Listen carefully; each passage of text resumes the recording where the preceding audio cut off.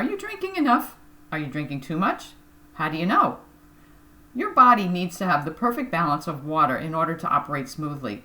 This is called euhydration, and you want to maintain this balance by replacing fluid loss with fluid intake.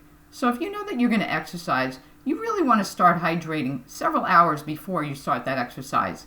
And then while you're exercising, try to drink 8 to 16 ounces per hour when you're doing exercises that last an hour to 2 hours. You'll know that you're hydrated because your urine will be light and clear. Obviously, if you're working out in a hot or humid climate, you're going to want to drink more. And if you're older, your thirst mechanism doesn't work as well, so you may not feel thirsty, but you're still thirsty, and you do need to keep drinking, even though you may not feel it. Now, if you don't drink enough, it's going to cause dehydration. Dehydration is when water is released from the body and not replaced sufficiently. Water is what regulates your body temperature and maintains the optimal blood volume so that your blood can flow freely throughout your body, especially when you're exercising. So if you sweat and release heat, your body needs to take in enough water to replace that.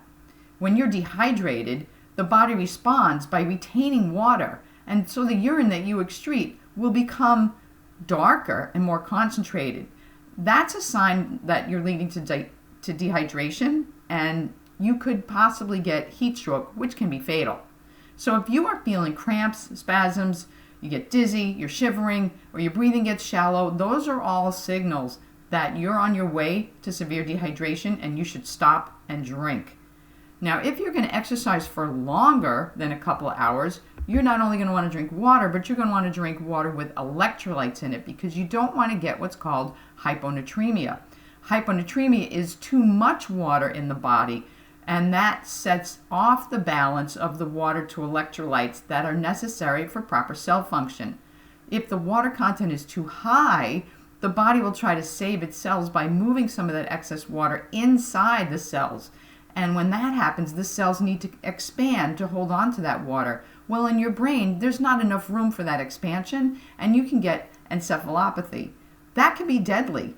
And you may have heard stories of people who ingest large quantities of water quickly and die. So it's quite serious.